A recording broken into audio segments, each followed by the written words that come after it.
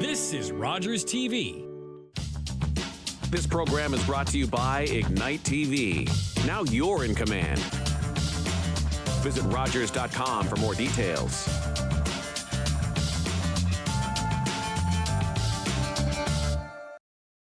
The opinions expressed in the following programs are those of the participants and do not necessarily reflect those of Rogers Cable or Rogers TV.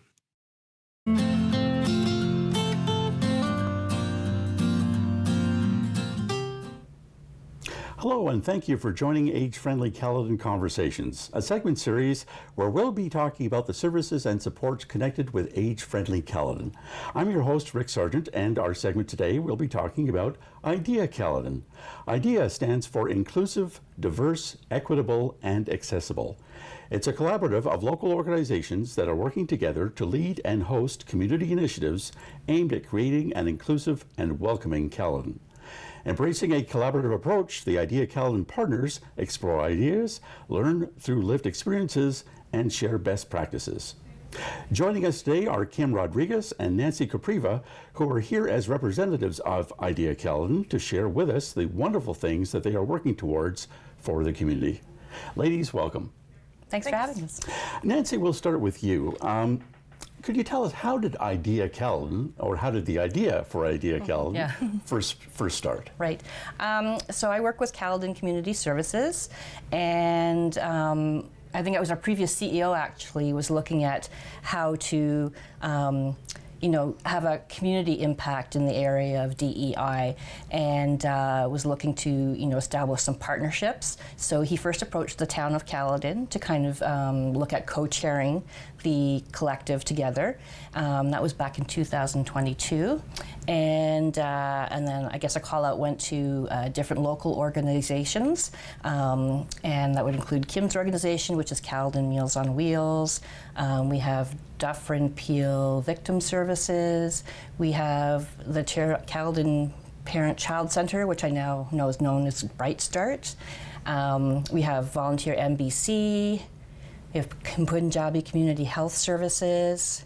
We have the public library, the Caledon Public Library, and also a member from the OPP, and I think Bethel Hospice as well. Yes. Yeah, hopefully I got everyone. Yes. So they all kind of came together and spent some time initially, and this was before I joined the committee myself, but putting together terms of reference, trying to talk about what we're about.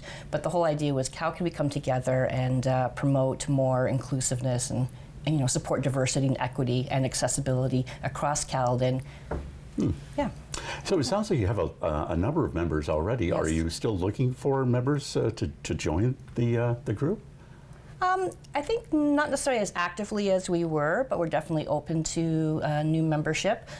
We do require a bit of a commitment to that. We meet regularly once a month. And we plan, we've planned some events, and we're planning events, and sharing capacity, sharing resources with each other. So there would be a bit of an element of commitment for any new members to come on board, but we'd definitely be open. What about volunteers? Do you need volunteers to help run the events that you organize? Yeah, I would say we're always looking for volunteers for those events. As Nancy mentioned, we have two signature, I would say, events that we are hosting through the IDEA Caledon committee. The first being, and it's already happened, was our Pride Day event. So that happened back in June.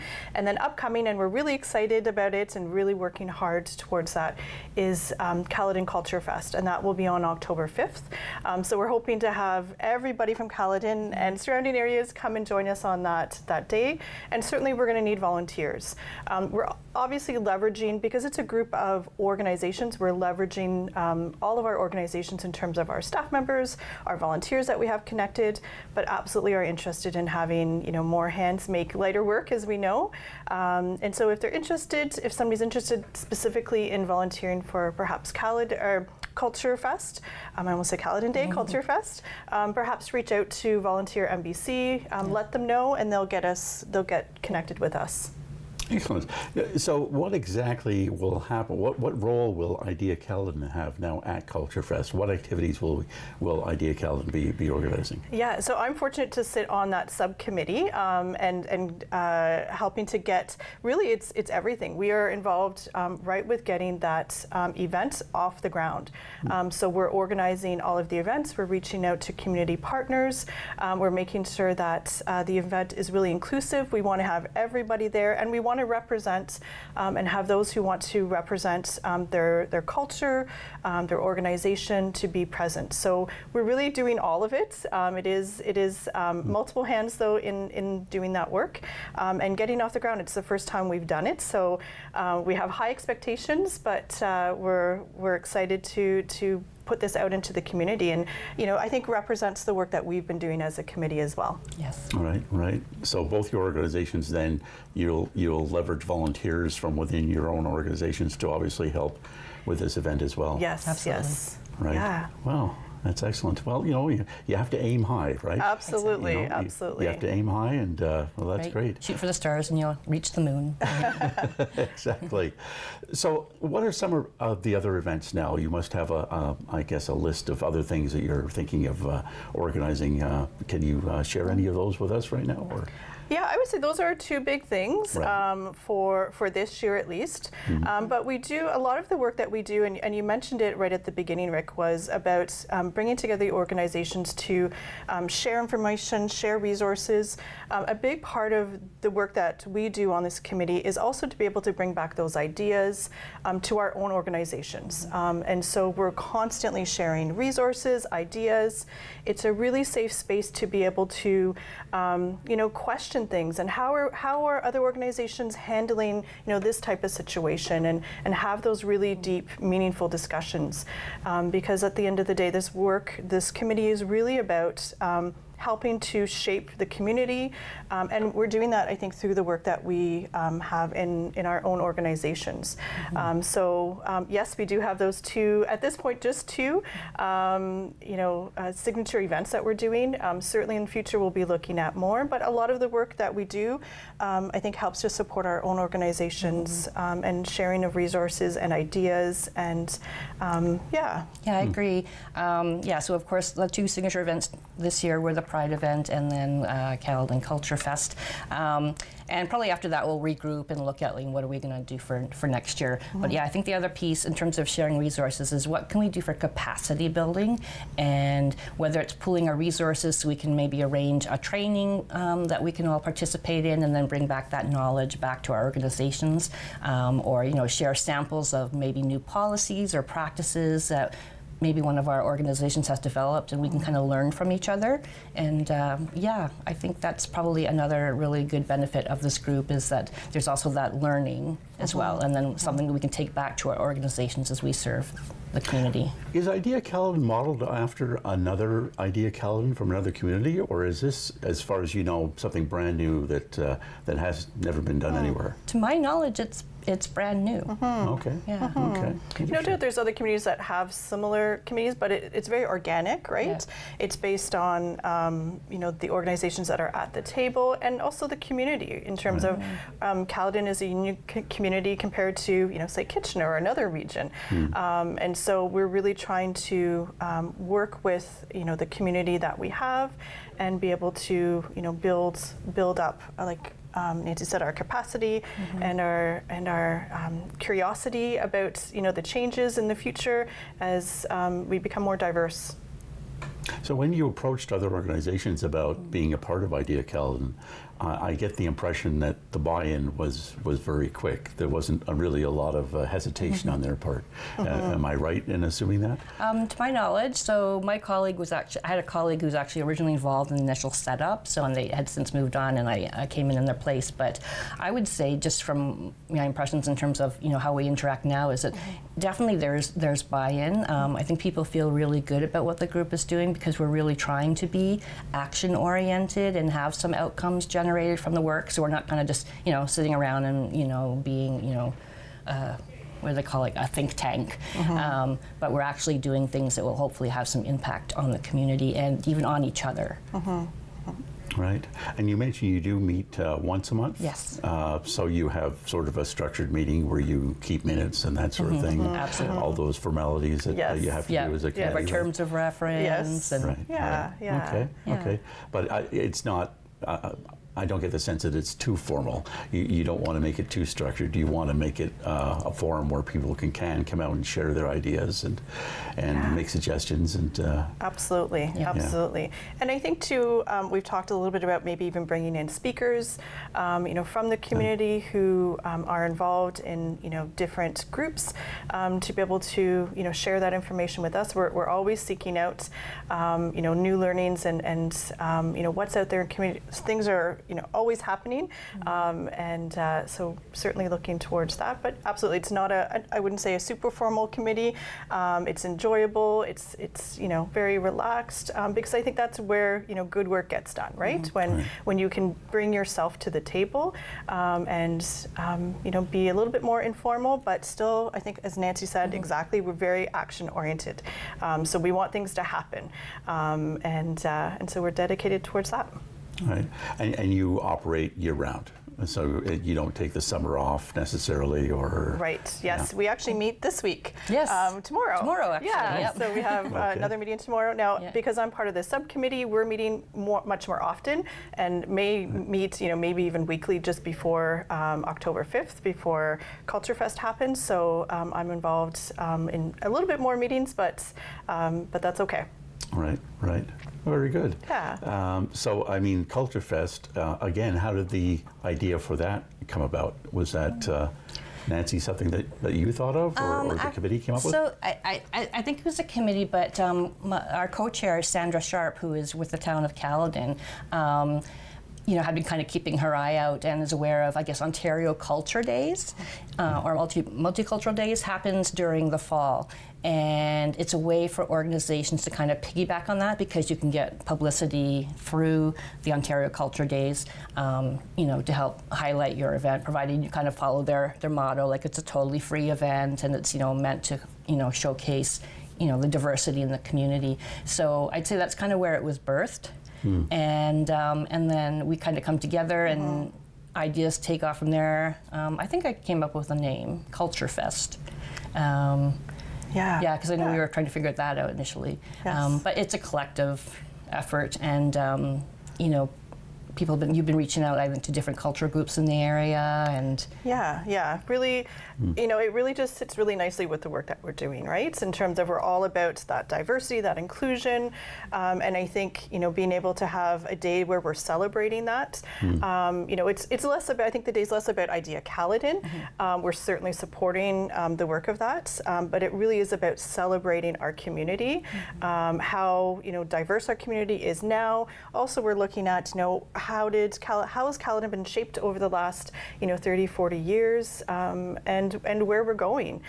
So we're hoping to have children and youth there, also seniors and older population, and people from really all walks of life. So yeah, it's an exciting day. So far we've got everything's kind of, I think, getting into place as we need to, and hopefully it's something we do next year as well. Right. And Nancy, you mentioned an important point. It's free. This event Yes. is free, right? Yeah, it's free for everybody to attend. There'll be activities that will be free. Maybe some free food. So that's Yes. always a good way to draw people out from different cultures as well. So that will be exciting. Right, excellent. Well, Nancy, Kim, thank you very much. We're going to take a short break, and we're going to come back and talk some more. Sure. But you've already given us a lot of information to consider and to think about for sure. So stand by, folks. We'll take a short break. We'll be back with more about Culture Days and IDEA Caledon right after this.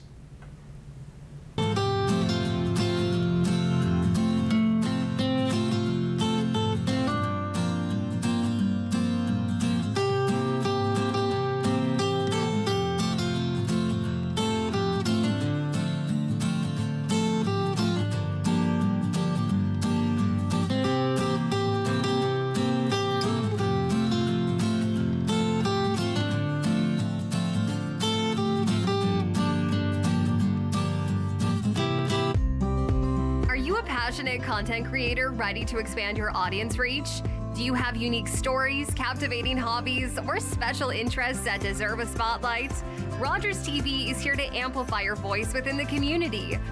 We offer you the platform to broadcast your content to a wider audience. And the best part, it's completely free. Don't miss this opportunity to share your vision and engage with viewers. Find out how Rogers TV can transform your content journey today.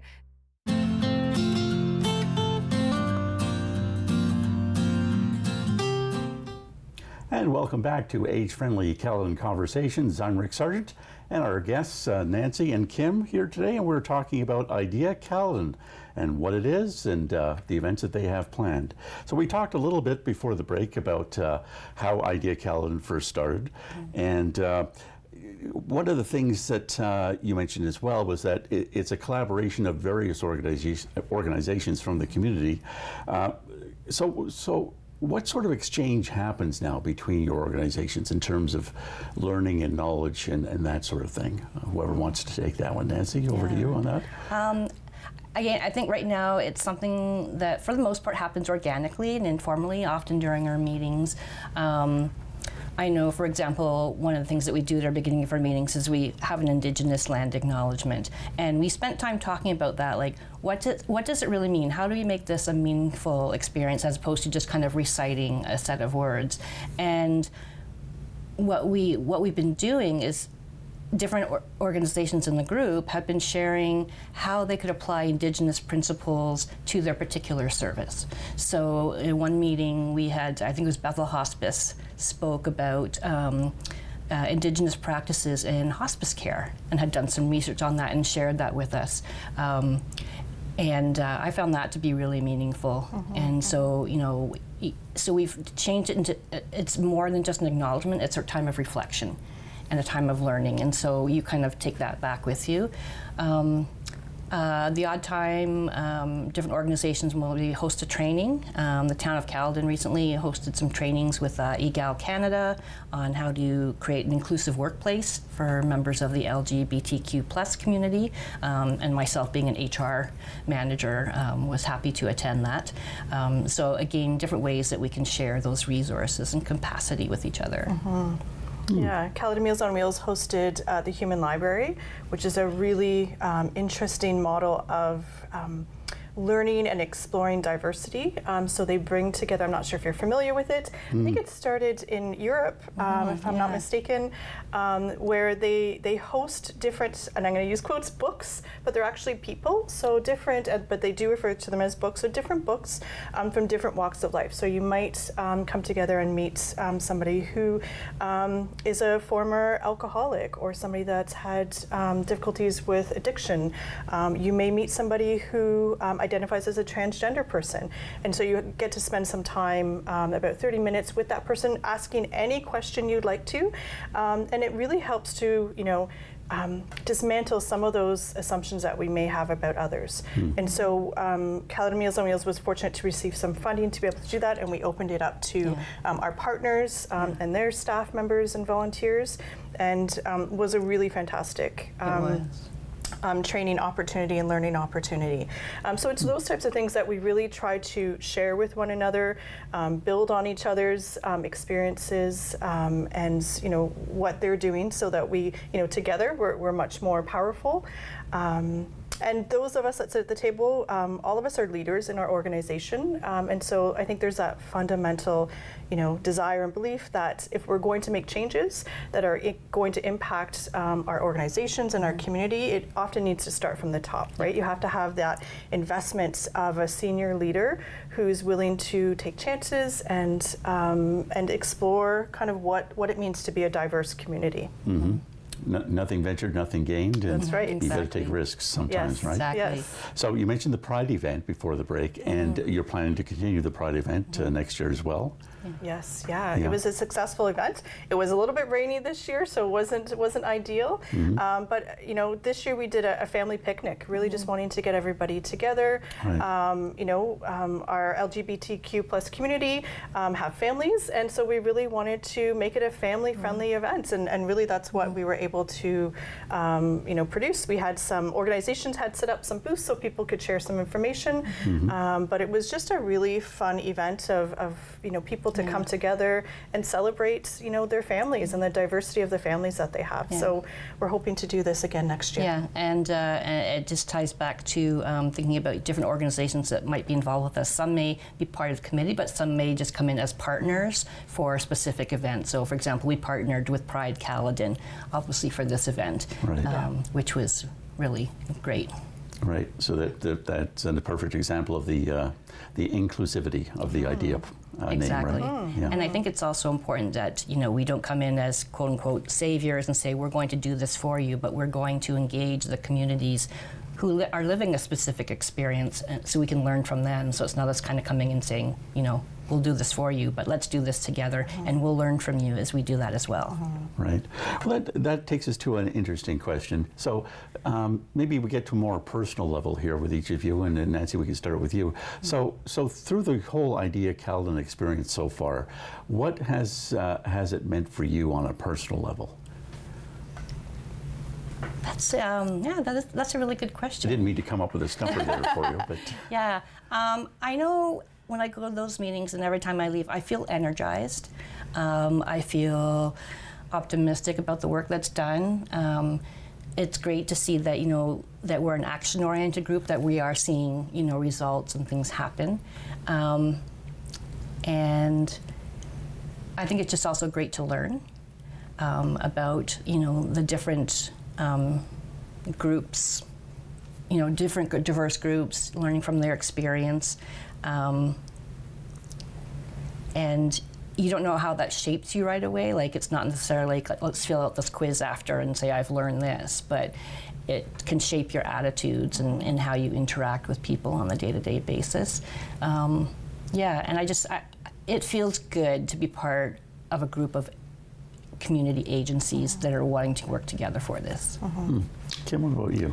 Well, Nancy stole all my ideas too. That was a great response. So I agree with all of that. I would maybe add that I think sometimes the journey to change, specifically when it comes to diversity, there can be bumps in the road, right? It's not always smooth sailing, and despite everybody there for the right reasons. So I feel that just having that safe space to be able to bounce ideas off of, what's working, what didn't work, or here's a challenge that I have. It's just a great opportunity to sit together with, as Nancy said, really like-minded people who are there to support you, to support their organizations and their workplaces and the broader community. So to be able to have a place to go and say, what, I think I misstepped here. What do you guys think? Or how do we deal with this challenge? How are you communicating with your staff team? So I know it provides me a lot in terms of just, resources and ideas and, just that safe space to say, hey, I don't know what I'm doing. Somebody help me. What do you guys think? I think is really, really important and valuable. Many of the organizations at the table are very small. So Caledon Meals on Wheels, for example, we have 12 staff. So we're not a big team. I don't have a diversity and equity, director on board. So I really utilize, I think, the committee to support me in those types of things. And I think exactly as Nancy said, is when you're together when you're with your tribe, right? When you're with the people that think similarly to you, they can continue to challenge you and create ideas that I think exactly as Nancy said, like that ripple effect is huge. And that was really, I think, a goal for this committee too, was as those leaders, I'm now bringing back changes of ideas or ways of doing things to now my organization and how I'm going to implement things within an organization with the people that I work with our volunteers or our clients. And then that has a ripple effect, right, to our community. So really I feel very fortunate to be part of that committee and be engaging with everybody as well. It's great to, again, it's a committee of people that provide so many different types of services as well. So Meals on Wheels, Punjabi Community Health Services, I'm just citing a few examples here. But they all serve the community and are working to make the world a better place, but in different ways. And so it's satisfying or gratifying to know that what we're learning about diversity, equity, inclusion, accessibility is going to shape how all those different types of services are provided throughout Caledon. So you're kind of hopefully, you're working right from, babies and youth with Bright Start all the way up to seniors, that, some of us serve through our organizations as well. So it's kind of like, whether say crib to grave or Cradle to grave. Cradle to grave, yeah. Right, yeah. I think as humans, we have an innate desire to want to continue to improve and learn, right? And this is a perfect example, I guess, of just that. And no, that's awesome. I mean, you're giving of your time. Obviously, you're not getting paid for being on this committee, and I think it's important too for people in the community to, be able to put a face and a name to the people that have organized events that they have enjoyed and have taken part in. I mean, it's fine to go to a free event, but it didn't just happen on its own. There were people that spent many hours, putting this together. Hundreds of hours. And as volunteers, I know you don't do it for the recognition, but it is nice, admittedly, to have a pat on the back at some point and say, great job, you've done well. It always feels good. And I think for all of us who are consumers or taking in these events too, it's good for us to all learn how to appreciate how much is put into it. Yeah, no, absolutely. There is a lot of work, obviously. How many hours would you say, just as an example, would you have spent organizing the Pride event for this past year? Were you part of? I wasn't part of the Pride event. I came on the day of, so I spent some time there. Me too. Yeah, but I wasn't part of that committee. But I think it really depends. It can be anywhere from 50 hours plus. I know for Culture Fest, both Nancy and I are part of that. So we're probably going to rack up, at least 100, if not more hours in doing that. So if you were still in high school, you'd have your community hours. We would be, we would be we would be done. Yes. Okay. Now I will share, we are staff members of our organization, so we do get paid to do our work, but certainly we do take on these extra tasks that take us away from our day-to-day work that needs to be done. So I would say all of our organizations clearly have an investment because they're willing to allow us to give of our work time towards this committee and the opportunities that we have within it. So I wanted to share that. Well, that's great. Well, we really appreciate both of you being here today and sharing all this information about IDEA Caledon. It's really great to get to meet you and to get to know more about the organization. Great. Well, thank you for having us. Yeah. You're welcome. Nancy, Kim, thank you very much for joining us on Age-Friendly Caledon Conversations. And we'll see you at Culture Fest. Yeah. I will be there, absolutely. I wouldn't miss it. Awesome. Great. All right. Thank you for joining us today. Please tune in for an additional Age-Friendly Caledon Conversation segment airing on Rogers TV and available on YouTube. For more information on these and other programs designed to help Caledon residents age well and in place, please reach out to Age-Friendly Caledon by phoning 311, emailing adult55@caledon.ca, or visiting our website online at www.caledon.ca/adult55. where you can sign up for our monthly newsletter to keep yourself connected with news, events, programs, and more.